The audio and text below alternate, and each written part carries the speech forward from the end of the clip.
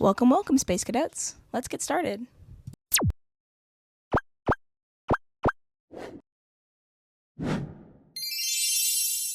Picking up from where we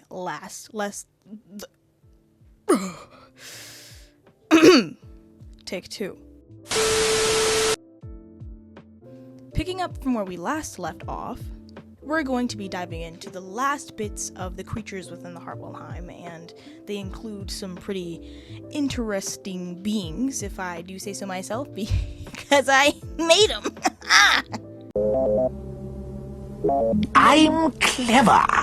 Don't mind the energy today. Actually, tonight. The reason why I'm actually a little bit more on edge in this specific intro is because it's nighttime and the energy flows at night for me. I just turn into a menace during the night. But anyway, that is none of your business. We're going to continue where we last left off and head into the creatures and describe them. So, let's get started.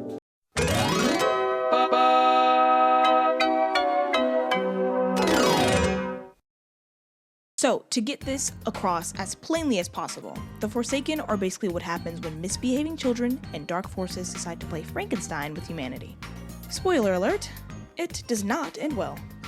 Here are the Maker's creations, the Forsaken, aka the reason you double check your closet at night. Picture this, walk with me here. We're walking, I'm telling you a little story. Listen, a divine war is raging right now. The Maker, a trusted member of the malignant population at this point, is realizing maybe, just maybe, his dusty brothers and sisters aren't enough to decide a favorable outcome for this war. So he decides to borrow some plans from the ether and make a whole new army. The result? Mutant war beasts. Yeah, not the best idea. These creations were designed to be mindless, loyal warriors, but then the war ended and whoops! They suddenly developed free will. Now they kinda just exist. Today, they live in the Nefarium, along with the Malignant, as equals. They're just kind of, there, living their lives. They're very equivalent to human in that regard, because they were made from human creation plans, so it's kind of like, they're just human monsters. I know it doesn't make any sense, but you know what I mean, mentality-wise. They are on the same human-animal mental plane. Like, I'm hungry, I'm gonna go eat. I want to hang out with people, I'm gonna go hang out. They're like the humans of the Nefarium. And the Malignant kind of like carefully just side-eye and like observe them from a distance. Like, they're just like, I feel like at any point in time, you could turn against all of us and enslave us. But you know what? Y'all are kind of cute for real. Come here, you're so cute. So, as I mentioned before, these guys were meant to be human once, until they got dunked into the primordial black, which is, in case you forgot, the cosmic equivalent to drinking expired milk for your soul. Result? Humanity deleted. And to equalize this, most of the Forsaken kind of crave humanity through consumption, so we'll get into that, but each version of them takes something from humanity in order to give back that feeling of completion. But they will always be cursed creatures, trapped between what they were and the darkness that made them. And because I just love variety, they're split into 3 terrifying subcategories. Number 1, we've got the Beastle. Beastle are actually just mainly inspired by my love for werewolf lore. I am obsessed. If you know me personally, if you're watching this, Jade, Kiki, Jamise, Rohan, Elijah, then you know how much I love werewolf lore. And this is where my love for werewolf lore came into designing these forms of characters, and also just Demi in general, because I love werewolf lore. Anyway, put a lid back on it, Mocha. Screw it tight, shut up. Just imagine someone mixed a werewolf, a science experiment, and a really bad case of road rage, and boom, you've got a Beastle. These guys were spliced with the primordial black and animal DNA, including, of course, the plans for humanity, which means they can transform into giant, terrifying beasts, mostly big cats, wolves, you name it, run faster, hit harder, and smell fear from a mile away, and of course, lose complete control on a full moon. And of course, here's the kicker. The suckers are contagious! No one's safe! One one bite under the full moon, and congrats, you are now a beastal. Well, half beastal. No takes backsies. There is a light at the end of the tunnel, however. Modern times have chilled things out, aggressively so. Which is great because nobody wants their Uber driver turning into a 9-foot werewolf monster mid-ride. After years of evolution and inbreeding with humans and even malignant beings, their DNA has become extremely easier to manage. And now beastal don't even have a full transformation. It's just mostly their ears and tails and claws and maybe a bit of fur around their arms and legs, perhaps. Whatever other animal bits they're spliced with. However, what could not be culled by evolution was the beastal's hunger. Beastals still deeply crave human flesh, and it is their source of power, and where they gather most of their nutrients. So this is where those injections come in that I mentioned before. All beastal are ordered by law. Law. This is by decree of the council. To be on their injections and have their tolerance for their prescriptions checked every 6 months. It's standard protocol. Oh, you thought vampires were bad? Vesperites took it up a notch. Ask anybody I know, and they will tell you my least favorite mythical creature, and it is the vampire. I hate vampires. I hate vampires so much. They just give slave owner. However, that does not translate to my hate for Vesperites. I hate Vesperites all on their own, because every Vesperite character that I write is always annoying. So maybe it does inadvertently translate to my hatred for vampires, but shut up, I didn't ask you. Here are their abilities. Pretty basic, pretty standard, but pretty lethal. Super strong, super fast, and they can heal ridiculously fast as well, as long as they are feeding. As long as they have been fed. Hypnotic gaze that lets them control people? No. They won't use it to make you do your homework, but you should be doing your homework. You should finish your homework. Go do your homework. Sunlight? Yeah, that's a no-go. They'll get nice and crispy. And that's because sunlight is a direct celestial force.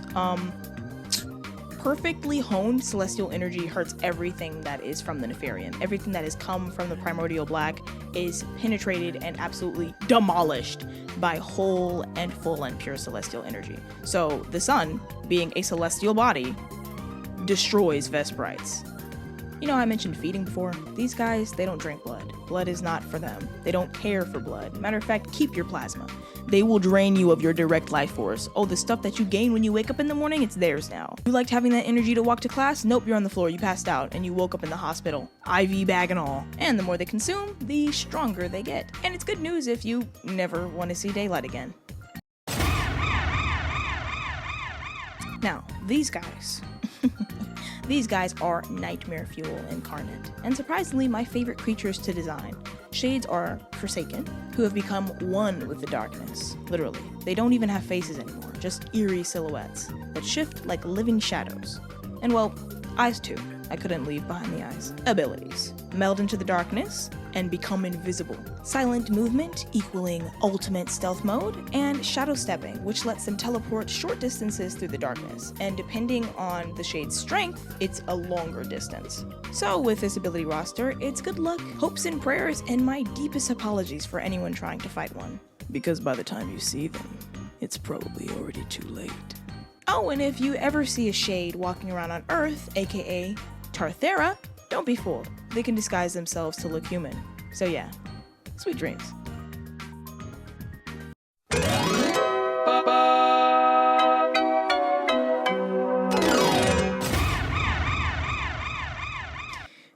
Alright, you saw it coming. The pinnacle of the light's work. A perfectly imperfect creation. Starting pretty late in the game, yet welcome nonetheless. By the light, specifically. No other creature genuinely enjoys mankind, but they make it through. Maybe a few celestial families and a handful of malignant, but bruh, don't nobody like humans. As I was saying. That's right, people! Last but not least, we've got the underdogs. Humans! Humanity! AKA the innovators, and the ones who somehow survive despite having the durability of a wet paper towel. And destroyers of literally everything they touch. But here's the thing. Not all humans are just regular humans. Some of them peek behind the cosmic curtain and get a little weird. Some decide, Hey, what if I dabbled in some forbidden magic? and others wake up one day and see the entirety of the future laid out like a bad movie spoiler. Ah yes, humanity. The cosmic wildcard. The species that can't fly, doesn't have built-in magic, and still manages to punch way above its weight class. They come in all shapes and sizes, and levels of bad decision-making. But what they lack in celestial radiance or malignant superpowers, they make up for with adaptability. Throw them in a desert, they figure it out. Icy tundra, give them a week. Outer space, they'll slap some duct tape on a spaceship and call it a day. Innovation. If it can be built, a human will build it. If it can be destroyed, a human will absolutely destroy it. Potential. Sure, they start off powerless, but with the right training, they can learn magic, build weapons, and even rival beings who are literally born with cosmic abilities. And last but not least, a human's resilience. They take a hit, they get back up. Celestials might shine brighter, malignant beings might be stronger, but humans, they survive. But sometimes humans look at the universe and go, what if I push the limits of reality? And my sanity. And that's where things get interesting. Let's start off, oh my god, let's start off with the Necromancers. Let's start off with the Necromancers. You know those kinds of people who would read an ancient book? It's got all the curse markings on it and everything. It's came out of an Egyptian tomb or something. And immediately decide to write and read the incantations out loud. Y'all ever seen The Mummy? Yatue, Yatue, Yatue. That is a Necromancer in a nutshell, just stupid people. All humans crave some sort of power. It gives us a sense of security. Necromancers decide to turn to dark forces in order to secure themselves that power. They're all about maintaining their own personal beliefs and their own desires and make sure that whoever is against them is cursed immediately. Hexes and curses are flinging your way the moment you disagree with them. They're petty, really mean, and oftentimes they're self-centered. So, with that mentality in mind, Necromancers summon their right to magic through the primordial black, or should I say, their flux.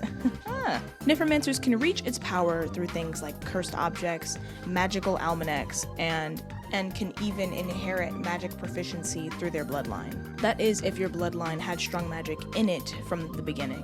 Now that that's out of the way, let's get into some key abilities. Necromancers drain life forces from other human beings to create their abilities, and with that dark life force, they can manipulate fire, water, and earth. But it's not just elemental things that they control. When they want to get extra spooky, they start casting curses and hexes. Things like curses and hexes are known as Umbreth and Zernox, respectively. Curses? Umbreth. Hexes? Zernox. Got it? Good. So aside from using human beings as phone chargers, very ethical, totally fine, they also have a summoning ability. And as human beings with a human constitution in a human form, this ability is very, very limited. Using a specific Umbreth technique, a Necromancer can manipulate shadows, and this is where their connection to shades come in. Because shades are just shadow incarnate, some Necromancers with strong enough magic proficiency go ham. They just be using shades as pawns. This ability, however, is a no-go. Underneath any circumstances is a Necromancer supposed to do that. It is required by law that you have a license in order to perform magic. But as most people know, humans don't listen to anything.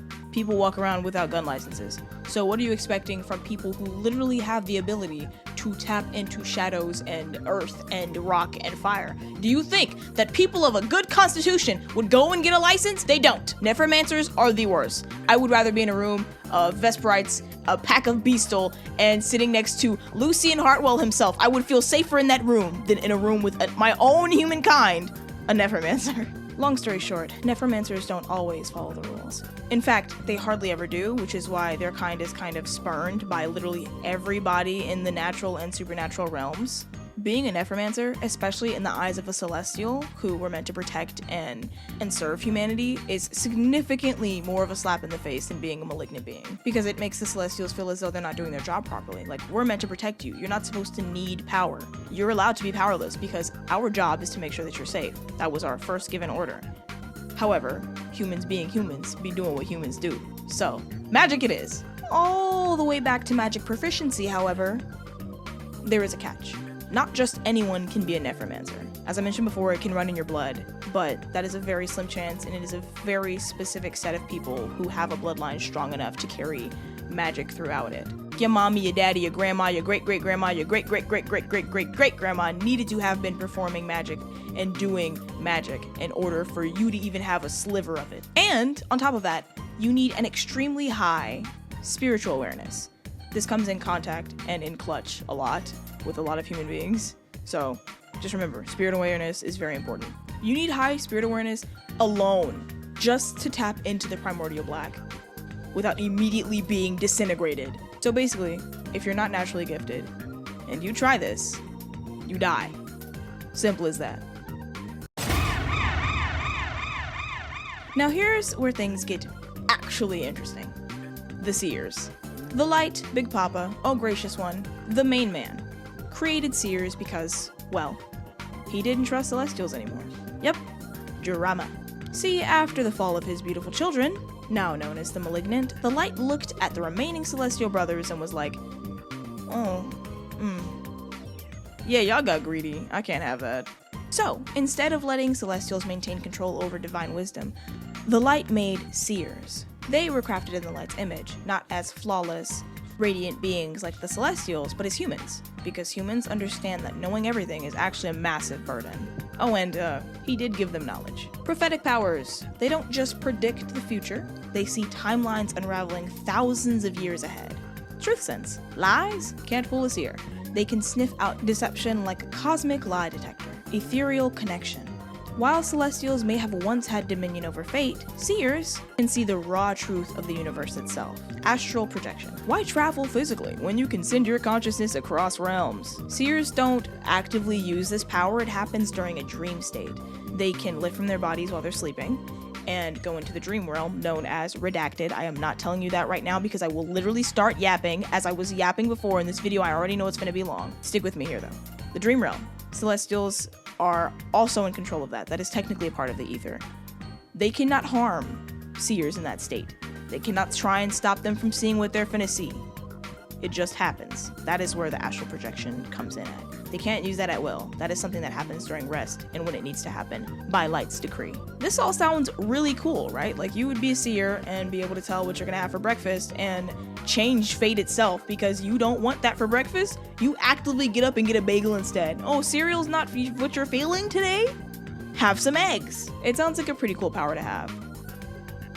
But there's a catch. Seers are too powerful. Like dangerously powerful. Not in the sense that they're super strong, because they are technically just humans, but their power can be used by the powerful, and that is no bueno. They know things Celestial don't. They see what Celestials can't. And the remaining Celestials, especially the bitter evil ones who are still salty about losing the war, looked at Celestials and went,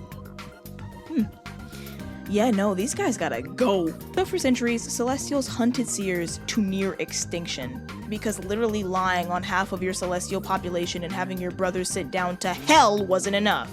Seers have secrets. They keep secrets. They see hidden truths. They know lies that Celestials tell. They know what's coming thousands of years before it happens. And if a seer is unchecked, they could ruin everything, specifically for Celestial kind, as they just always seem to be scheming. So now, any seer that's found has two options. Get bound to a Celestial through contract. Congrats, you're a pet prophet now. Or Grandma just sent something from the heaven gates above. Open the floodgates of heaven! Seers are constantly bombarded with visions. Like imagine trying to have a normal conversation, but your brain keeps going, hey, just so you know, that guy you're talking to, yeah, him? He's gonna die in 7 days. Not fun. So, to block out their visions, seers wear copper. Copper shuts off the big ol' cosmic forehead eye, so that they don't go insane. The only thing that gets through copper, though, is a direct message from the light himself. Which means, if a seer gets a vision while wearing copper, oh buddy, it's important. Physically, seers kinda look ethereal in a way. Glowing eyes, strange markings, the whole mythical wise person vibe. But this outward appearance can be hidden through concealment abilities, which they have to protect themselves, instilled in them because the light already knew that his kids were going to try and kill his other kids again, Cain and Abel style. I'm not my brother's keeper. What are you talking about? You just murdered that guy! So yeah, being a seer is not fun, but blending into humanity as a seer is. However, with great power, there must come great responsibility. And if you know the story of Spider-Man, then you know what I'm about to reference.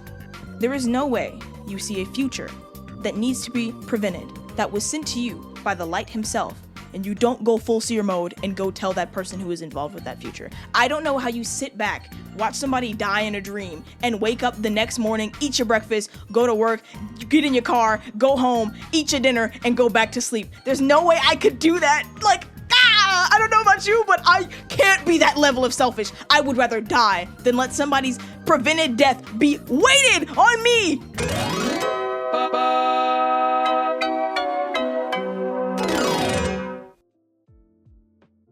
And that, my lovely space cadets, is where this video is going to end for today.